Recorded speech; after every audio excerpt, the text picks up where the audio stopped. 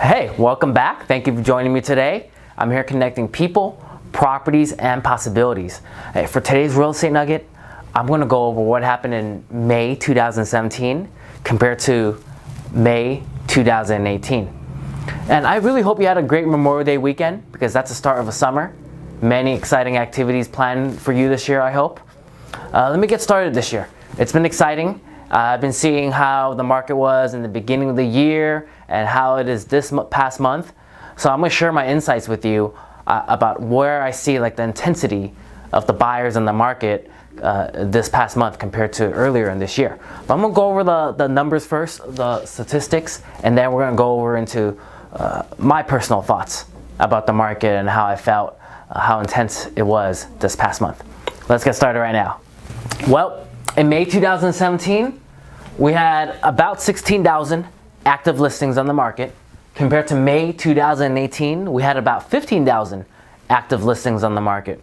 So that's a drop of 6.1%. Now, come sold listings, in May 2017, we had about 6,000 sold listings. I'm doing round numbers now instead of the 100 and then the 6,462. I mean, you can see it yourself right here. Give you the approximate number and then give you the percentage. I think when you see a percentage, that's where it really gives you an idea of where things are. So about 6,000 in May 2017 compared to May 2018. I would say we almost really had 6,000 also. I mean, if you round it up right here, 5,885, about 6,000 sold listings as well. But that's only a drop of 8.9%. Oops, wrong color.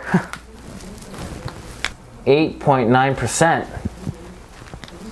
And that leaves us with a months of supply in 2017 for May at 2.5%.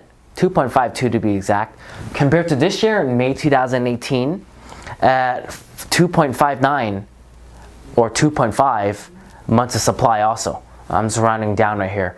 What I'm trying to say is the months of supply is pretty much equivalent to how it was last year.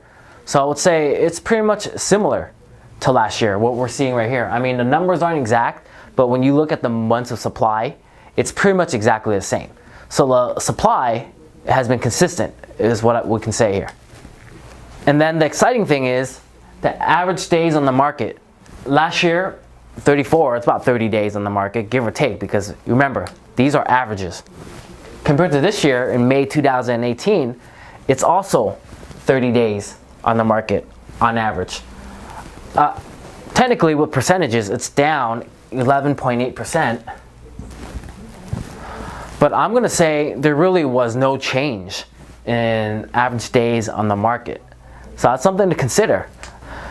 And then when it comes to the average sale price, last year in May 2017, it was at about 844,000. Compared to this year, it is at about 900,000.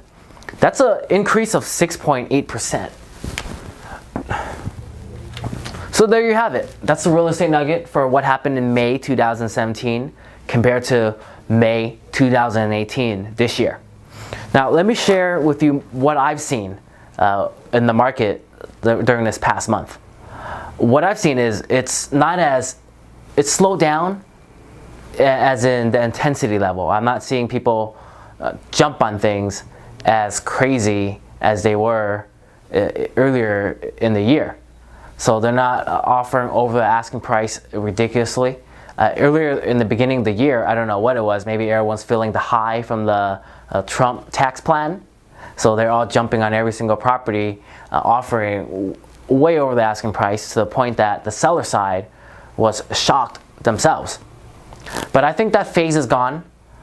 That initial high from the Trump tax plan or whatever they're feeling about the economy. I don't know what it is. The economy is interesting. Sometimes it's like a spirit over the entire economy and everyone acts the same way. Even economists, usually they're not able to explain something until years after the fact. So that's an interesting thing, but when you're in the middle of the storm, you can report live back about what happened and what you've seen in the middle of the storm. So I've seen it and I'm sharing that with you. It was pretty crazy. People were offering over the asking price to the point where even the seller side never expected that. They were shocked themselves. And I personally think it was because of the Trump tax plan and how everyone's having high hopes about the economy.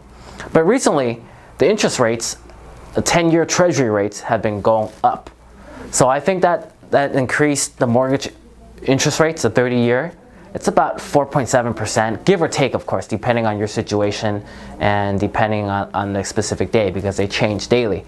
But I think that has cooled down the market, not as in it's dropping, but as in the rise of the prices and the intensity of people snatching up homes and offering over the asking price has cooled down. So it's not like it's steep rise, but it's still rising, more of a steady, safer rise. So I'm actually happy to see this slow down, because you know what I'm saying, what goes up must come down, right?